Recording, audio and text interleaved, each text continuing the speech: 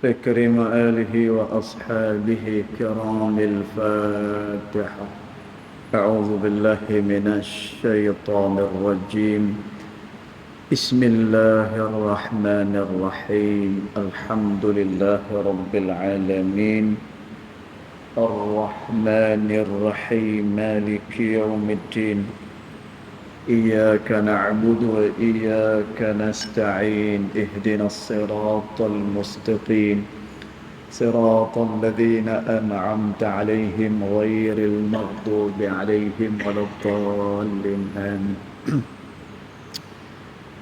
السلام عليكم ورحمة الله وبركاته.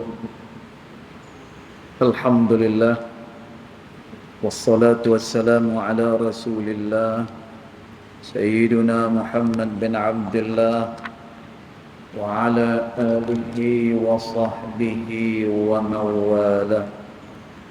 أشهد ونشهد أن لا إله إلا الله وأشهد أن محمدا عبده ورسوله. اللهم فصل وسلم على سيدنا محمد عبدك ورسولك النبي الأمي وعلى آله وصحبه وبارك وسلم. ثم أقول رب اشرح لي صدري ويسر لي أمري واحلل عقدة من لساني يفقه قولي أما بعد.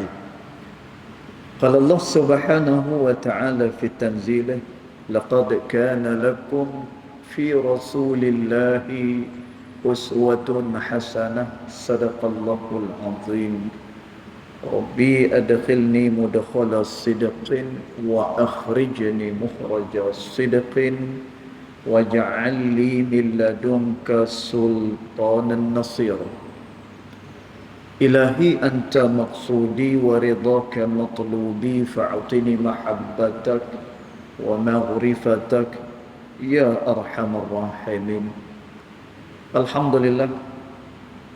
Yang pertama-tamanya kita merafakkan kesyukuran kehadiran Allah Ta'ala kerana dengan limpah kurnianya, dengan rahmat dia, Alhamdulillah, malam ni dengan suasana hujan lebat, kita masih lagi dapat bersama-sama di dalam rumah Allah Ta'ala.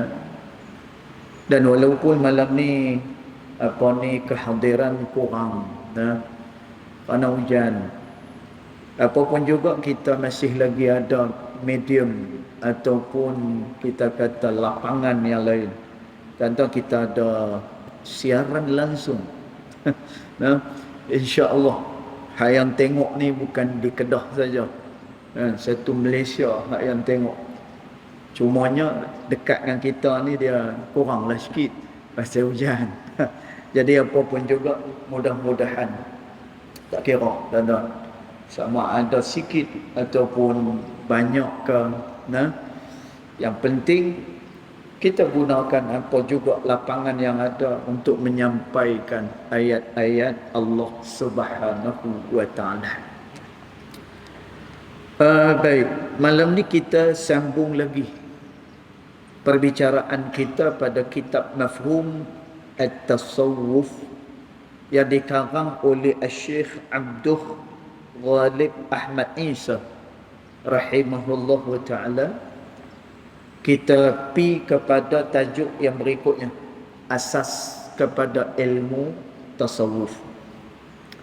Tentang dekat sini dia akan terang kepada kita apa dia asas kepada ilmu tasawuf ini, ke mana nak dibawa ilmu tasawuf ini, ke mana dia nak pi, tuan-tuan, ke arah mana dia akan pi nak bawa kita ni daripada ilmu tasawuf tersebut, dan apakah dia rujukan dia punya asas-asas kepada ilmu tasawuf ini.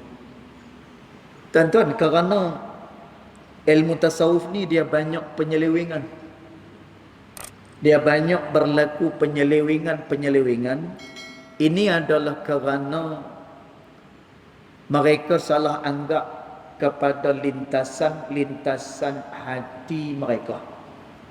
Kerana itu berkenaan dengan ilham, berkenaan dengan lintasan hati, Al-Imam Al-Ghazali rahimahullahu ta'ala dia sebut, tanda kalau ada benda ni hati-hati. Sebab kita dah sebut dah sebelum ni, bila kita nak mendekatkan diri pada Allah, yang paling tak suka adalah iblis yang dilaknat oleh Allah Ta'ala. Dia akan gerakkan dia punya kuncu-kuncu dia, para syaitan, para jin. Dan tuan, tujuannya adalah untuk memesongkan manusia daripada jalan Allah Subhanahu wa Ta'ala.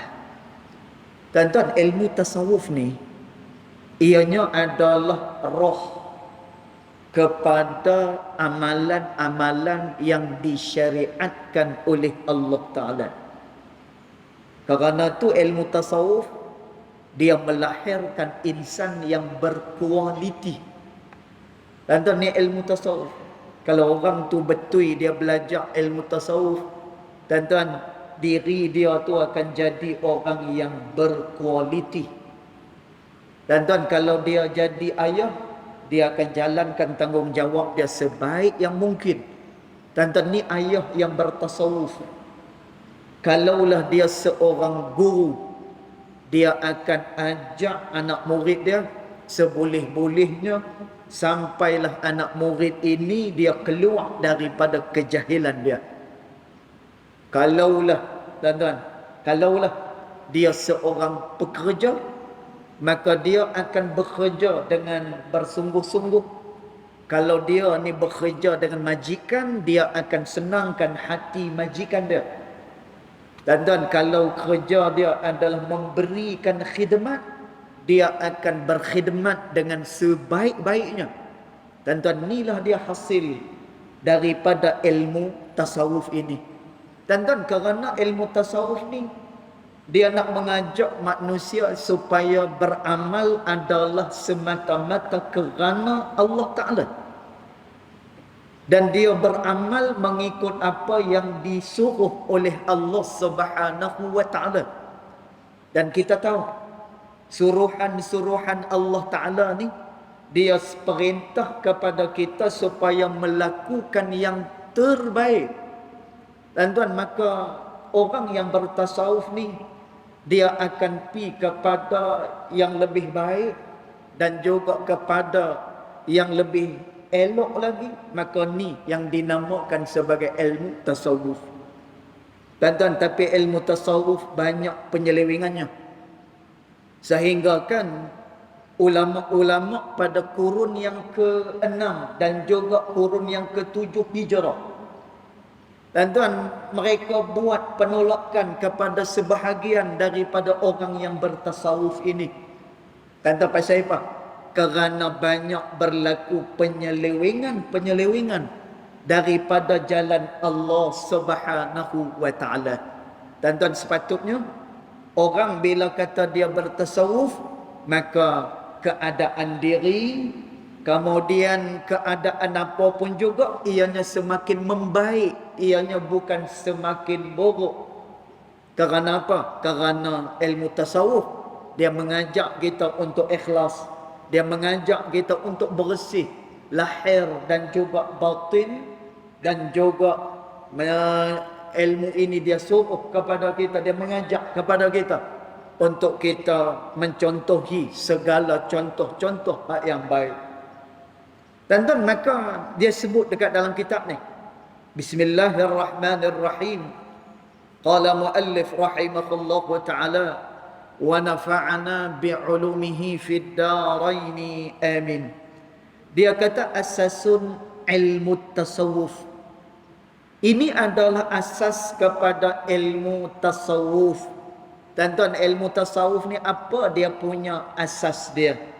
Maka dia kata al-asasul awal. Asas yang pertama, ilmu tasawuf itu ma'rifatu aqaidil iman. Ini yang pertama, tuan-tuan.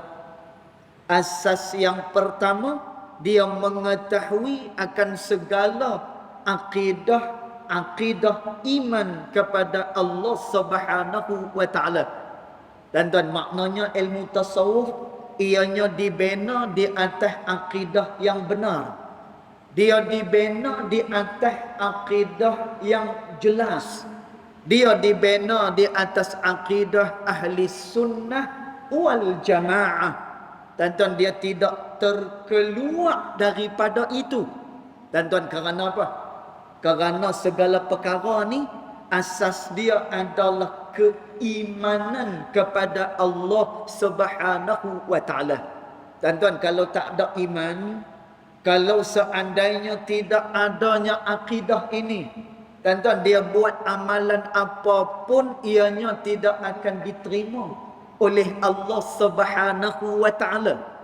Dan sebab itu pernah ada satu orang sahabat dia pergi tanya dengan Nabi sallallahu alaihi wasallam, "Ya Rasulullah, kalau adalah orang yang berzina, kemudian orang itu dia mencuri, maka adakah satu masa esok dia akan dimasukkan dalam syurga Allah?"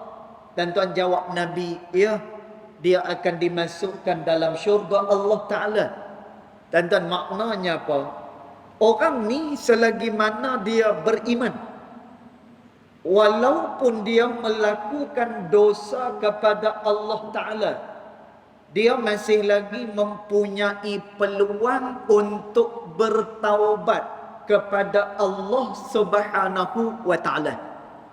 Tuan-tuan, kerana tu Imam Ghazali rahimahullah wa taala dia sebut di dalam kitab dia Ihya'u Ulumuddin.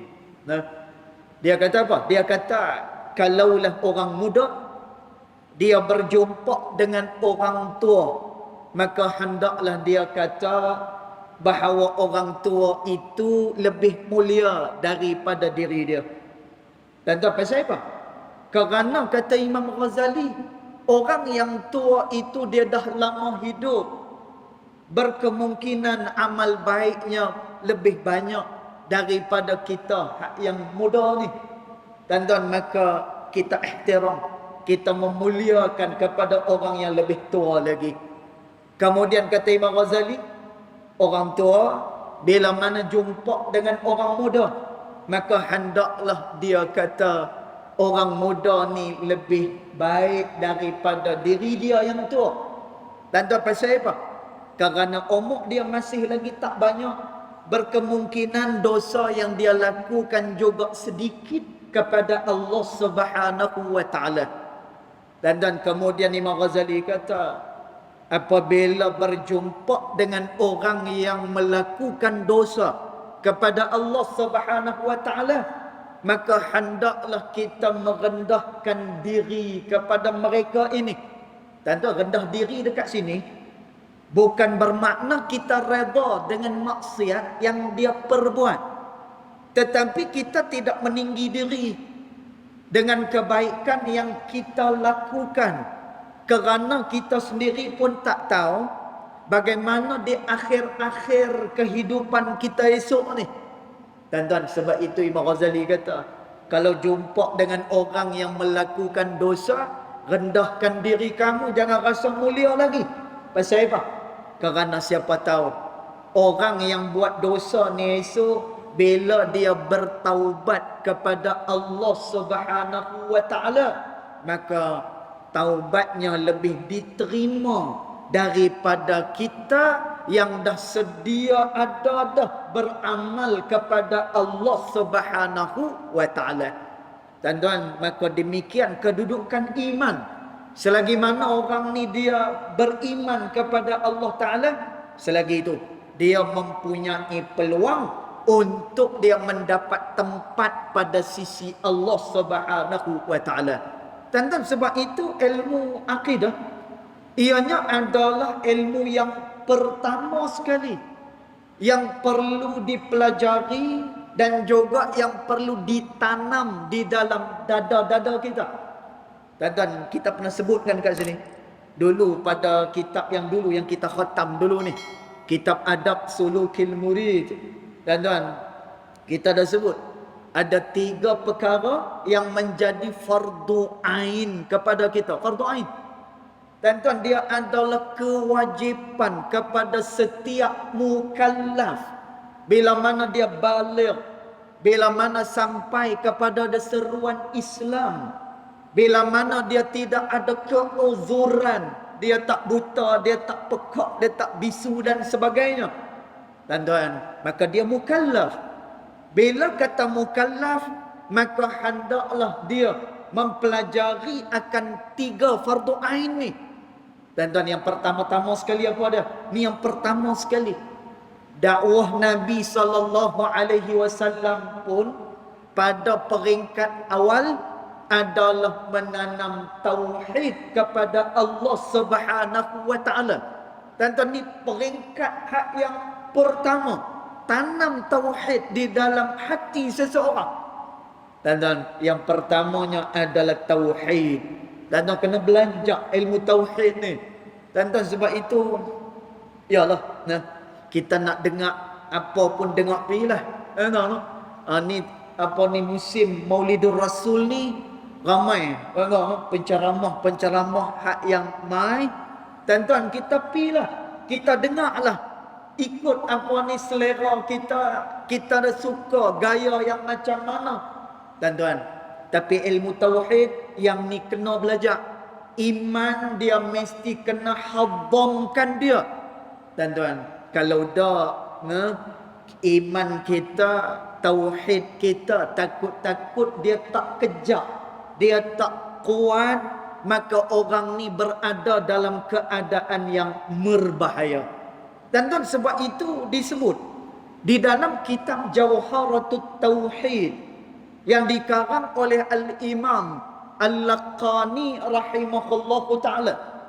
Tuan-tuan, orang yang bertauhid ni dia ada 2. Satu, orang yang muqallid, orang yang dia ikut-ikutan saja.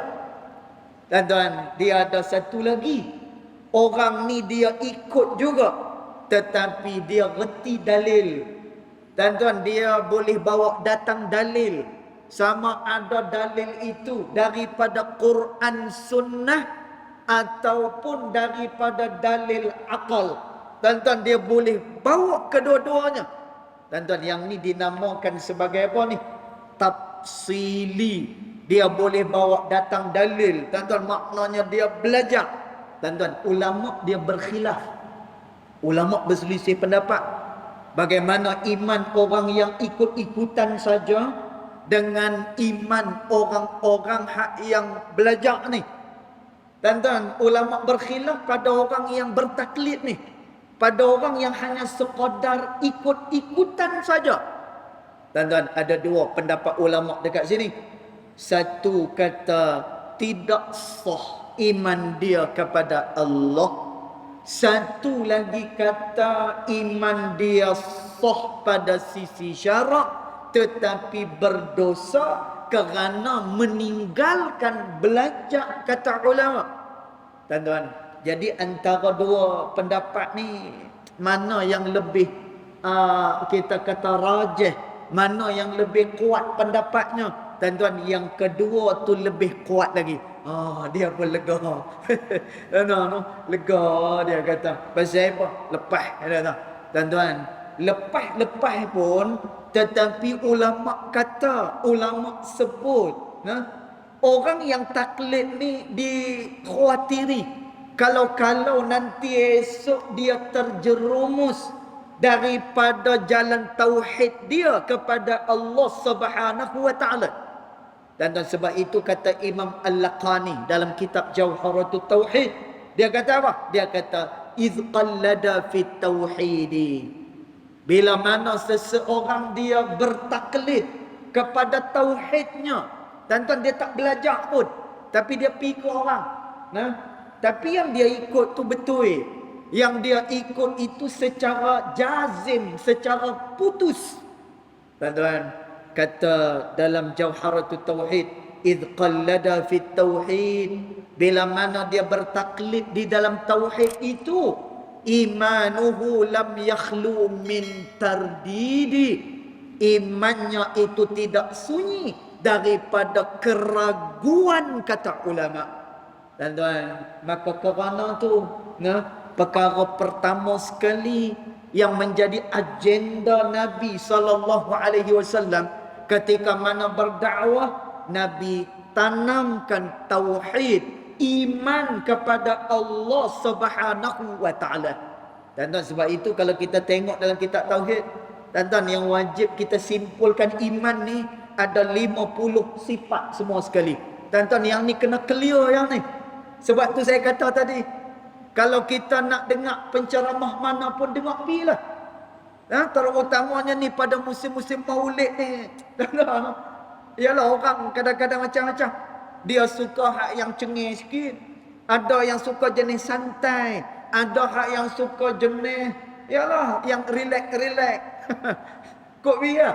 Tuan-tuan, tapi yang ni jangan kita lalaikan. Ketauhidan pada Allah Ta'ala. Dia nak dekatkan diri pada Allah. Dia nak dapatkan pahala. Dia nak masuk syurga. Asas yang pertama adalah iman kepada Allah Subhanahu wa Ta'ala. Tuan-tuan, jadi dia kena clear. Kerana tu ulama kata ada 50 akidah yang kita kena simpulkan. Tuan-tuan, 50. Kat mana 50 ni? Kita beri gambaran kasar saja. Yang ni tuan-tuan kena pergi cari ni. Orang mengajak Ummul Barahin, orang mengajak Faridatul Faraid, orang duk mengajak Jauharatul Tauhid, Kifayatul Awam. Tuan-tuan, saya ada mengajak kitab Jauharatul Tauhid. Tapi bukan kat sini ya, kat tempat lain, dekat tempat Pakcik On kita. Dekat tempat dia saya mengajak. Tuan-tuan, baik. Ada 50 akidah. Tuan-tuan, apa ada 50 akidah ni? 20 sifat wajib bagi Allah Ta'ala. Kemudian 20 sifat yang mustahil bagi Allah Ta'ala.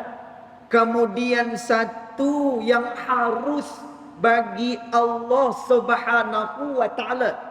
Tuan-tuan, yang tu ada berapa dah tu? 41. Ada 41. Tuan-tuan, dia pi pula kepada Rasul-Rasul. Dia pi kepada Rasul, ada berapa lagi? Tuan-tuan, 4 sifat bagi Rasul. Kemudian 4 sifat yang mustahil bagi dia. Kemudian satu yang harus, ada 9. Jadi 41 tambah dengan 9, jadi 50 akidah yang perlu disimpulkan oleh seseorang mukallaf. Tuan-tuan, dia tak payah pun belajar lah ni. Tuan-tuan, belajar sifat 20 ni dia bukannya payah mana pun. Dan dia bukanlah nak pi kepada secara tafsil sangat. Tak. Dia hanya perlu mengetahui secara ijmali, iaitulah secara ringkas sahaja. Tuan-tuan, bila dia tahu ke 50 akidah ni, maka tuan-tuan, iman dia itu tadi akan kejar. Imannya itu tadi akan jadi betul dengan Allah Subhanahu wa Ta'ala. Tuan-tuan, sehinggalah pengajian akidah ni dia nak pi ke mana? Dia nak pi sampai kepada satu peringkat dia kenal yang itu adalah Tuhan, sedangkan selain daripada Tuhan adalah muhdas, ianya adalah benda-benda yang baharu. Tuan-tuan, dia nak pi sampai ke situ. Maknanya apa? Dia bertuhankan kepada Allah Subhanahu wa Ta'ala. Tuan-tuan, jadi asas kepada ilmu tasawuf ni pertama dia kata apa? Ma'rifatu aqaidil iman. Hendaklah dia mengetahui segala akidah-akidah iman kepada Allah Subhanahu wa Ta'ala. Dia didasari dengan akidah yang benar, mengikut akidah ahli sunnah wal jamaah. Dan maknanya dia tak terkeluar daripada ni. Tuan-tuan tengok ajaran-ajaran sesat ni. Tuan-tuan tengok bagaimana mereka ni boleh keluar daripada ahli sunnah wal jamaah, daripada ajaran ahli sunnah wal jamaah. sehingga menuhankan manusia. Tuan-tuan, kadang-kadang dia boleh ikut Nabi yang selepas daripada Nabi Muhammad sallallahu alaihi wasallam.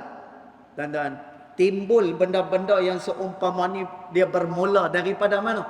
Asas ilmu tasawuf yang tidak didasari dengan akidah yang betul kepada Allah Subhanahu wa taala. Tuan-tuan, sebab itu kitab ni dia terang awal-awal dekat kita. Tujuan daripada ilmu tasawuf ini adalah membersihkan jiwa kita kepada Allah Subhanahu wa taala. Tuan-tuan, kata Al-Imam Al-Kalabazi rahimahullahu taala, dia kata apa? Tuan-tuan, Imam Al-Kalabazi kata, ilmu tasawuf ni dia adalah ilmu yang terkehadapan di dalam membersihkan insan, di dalam membersihkan manusia, dia kata. Tuan-tuan, apa yang dia nak bersih ni? Kita dah hafal dah minggu lepas. Kita nak bersihkan hati kita daripada ujub. Kita nak bersihkan hati kita daripada takabur. Tuan-tuan, ni tujuan. Supaya apa? Kita boleh mendekatkan diri kepada Allah Subhanahu wa taala, tidak kepada tujuan-tujuan yang lain. Tuan-tuan, sebab itu Al-Imam Junaid Al-Baghdadi rahimahullahu taala, dia sebut, tuan-tuan, Imam Junaid Al-Baghdadi dia kata, ilmuna hadza muqayyadun bil kitab was sunnah. Ilmu kita ni, ilmu tasawuf kita ni, dia ada kaitan dengan Quran, dengan sunnah.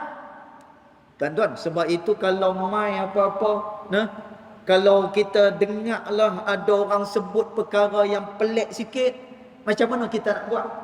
Tuan-tuan, Imam Ghazali kata, kamu bawa perkara tu, kamu letak atas timbang. Tuan-tuan, timbang apa dia?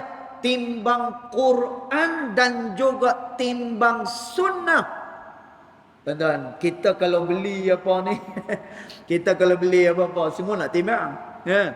Beli lada nak timbang, kemudian bawang, semua nak timbang. Lepas tu kita nak tengok berapa ni. Kan? Pasal semua naik. Kita apa ni nak timbang, semua nak timbang, hak ni berapa kilo. Dan kita akan siasat. Tapi duka cita, tuan-tuan, kadang-kadang ada sebahagian daripada orang yang bab dunia dia pergi siasat sungguh-sungguh, tuan-tuan, tapi dalam bab dia nak mendekatkan diri kepada Allah Ta'ala, yang mana agendanya sangat besar dan menjadi tujuan kepada kehidupan, tuan-tuan, pasal apa dia tak mau cek, pasal apa dia tak mau timbang. Tuan-tuan, bila kata ada Nabi Melayu boleh percaya. Dia boleh percaya. Tuan-tuan, jangan buat main-main, tuan-tuan. Antara hak yang saya kenal dulu ni, ada satu ajaran Ayah Pin. Tuan-tuan, salah satu orang yang ikut dia adalah orang yang balik daripada Al-Azhar. Tuan-tuan, jangan buat main-main. Yang pergi ikut dia, salah seorangnya balik daripada Al-Azhar. Tuan-tuan, patutnya balik daripada Al-Azhar, dia buat apa yang Allah perintahkan. Allah Ta'ala kata, kena ada satu kelompok yang dia pi mengaji, kemudian dia balik semula, waliyunziru qaumahum idza raja'u ilaihim. Hendaklah dia memberi peringatan, dia mengajak kepada orang kampung dia, supaya orang kampung dia mendapat peringatan daripada pelajaran yang dia beri. Dan tapi tak, dia balik Azhar, pi ikut Ayah Pi. Allahu Akbar. Maka timbang, timbang. Sebab itu kata Imam Ghazali rahimahullah ta'ala, baik lintasan hati atau apa-apa yang kita duk dengar macam pelik, tuan-tuan, ambil benda tu, timbang dia atas Quran dan juga atas sunnah. Kerana Imamul Kabir, imam besar di dalam ilmu tasawuf, Imam Junaid Al-Baghdadi, dia kata apa? Ilmu kita adalah ilmu yang berkait rapat dengan Quran dan juga sunnah Nabi Muhammad sallallahu alaihi wasallam. Tuan-tuan, lalu Imam Junaid kata, "Man lam yaqra' al-Quran." Siapa-siapa yang tidak baca Quran, siapa-siapa yang tidak berpandukan kepada Al-Quran, wala yaktubul hadis, dan dia tidak menulis hadis-hadis Nabi sallallahu alaihi wasallam, dia tidak pelajari hadis Nabi. Tuan-tuan, apa kata Imam Junaid al-Baghdadi? La yaqtadi bi'ilmina hadha. Dia tidak berjalan dengan ilmu kita ini, iaitu ilmu tasawuf ini. Tuan-tuan, jadi dasar pada ilmu tasawuf ni apa dia? Quran, sunnah, dan juga ajaran daripada ulama-ulama yang muktabar. Tuan-tuan, apa yang kita nak daripada beramal ni? Kehebatan. Tuan-tuan, manusia hebat macam mana pun, kehebatan itu milik Allah Ta'ala. Tuan-tuan, apa yang dia nak daripada beramal ni? Nak kaya. Tuan-tuan, kaya setara mana boleh kita ni? Tuan-tuan, kekayaan semua milik Allah Subhanahu wa Ta'ala. Apa yang kita nak daripada beramal ni? Pandangan orang, tuan-tuan, kemuliaan, kesempurnaan, ianya semua adalah milik Allah Subhanahu wa Ta'ala. Tuan-tuan, kita ni siapa? Fuqara. Kita adalah orang-orang fakir. Maka kerana tu, amalan yang kita lakukan ni bukan kerana benda-benda yang lain, tetapi ianya adalah kerana Allah Subhanahu wa Ta'ala. Tuan-tuan, kita cari Allah Ta'ala, maka Allah memberikan kemuliaan kepada kita. Baik. Jadi asas yang pertama, ma'rifah aqaidil iman. Dia mengetahui akan akidah-akidah iman kepada Allah. Itu yang pertama. Dan yang kedua, al-asasus tsani, asas yang kedua, ilmu tasawuf dia dibina ma'rifatul ahkamil fiqhiyah. Dia berdasarkan kepada pengetahuan hukum-hukum fiqh, dia kata. Tuan-tuan, maknanya apa? Orang yang bertasawuf, dia punya amalan dia adalah mengikuti fiqh. Dan dia mengikuti fiqh. Kerana tu kata Imam Malik bin Anas rahimahullahu ta'ala. Tuan-tuan, walaupun perkataan ni ada orang kata ianya bukan daripada perkataan Imam Malik bin Anas. Tuan-tuan, tapi boleh dikatakan dalam mana-mana kitab yang kita buka, ulama menyatakan perkataan ini asalnya daripada Imam Malik bin Anas rahimahullahu ta'ala. Dan apa kata Imam Malik? Imam Malik bin Anas kata, man tasawwafa, dia kata, siapa-siapa dia yang bertasawuf, lam yatafaqqah tazandak, dia kata.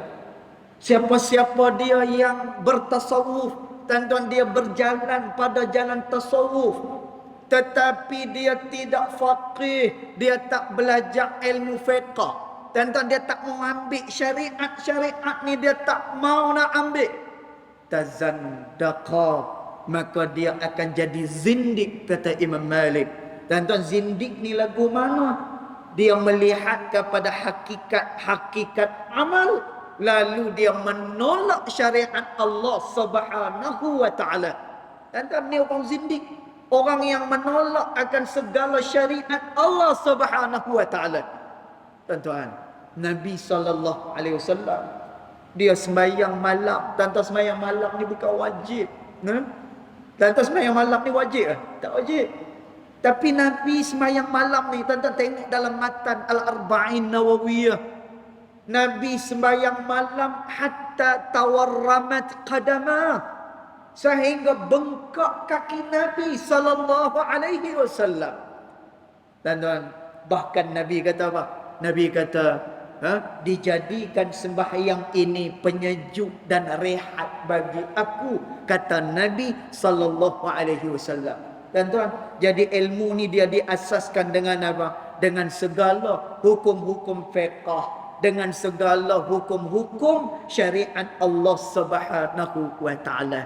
Dan dekat sini jelas kepada kita, Kalau ada orang yang mengajak pada kita, saya dah sampai pada satu kedudukan, sembahyang tidak perlu, apa semua tidak perlu. Tuan-tuan, asas mana yang dia pergi bina?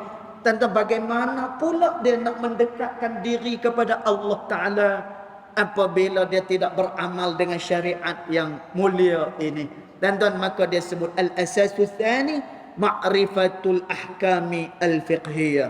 Kemudian asas yang ketiga, yang ini kita baca aja lah.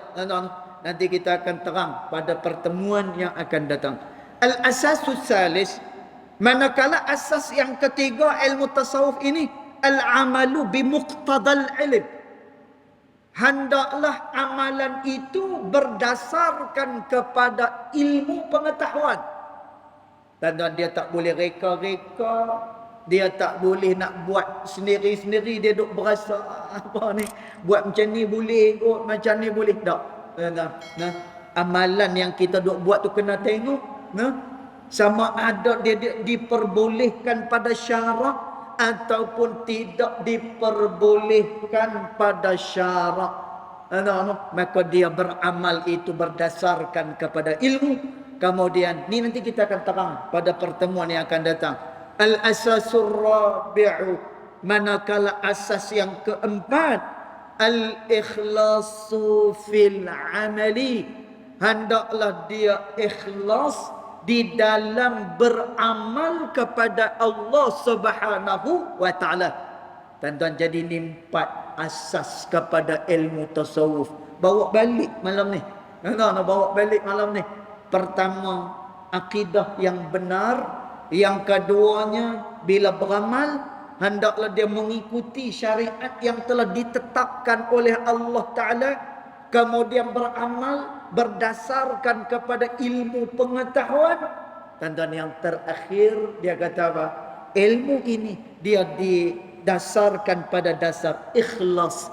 Bila beramal, ikhlas semata-mata, ianya adalah kerana Allah Subhanahu wa taala. Dan yang ni nanti kita akan terang lagi, berkenaan dengan asas yang ketiga dan juga yang keempat. Jadi cukup dulu setakat itu.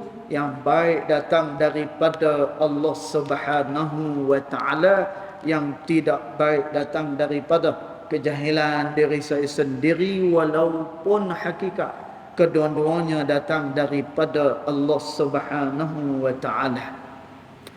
Bismillahirrahmanirrahim. Alhamdulillahirabbil alamin. Wassalatu wassalamu ala asyrafil anbiya'i wal mursalin wa ala alihi wa sahbihi ajma'in.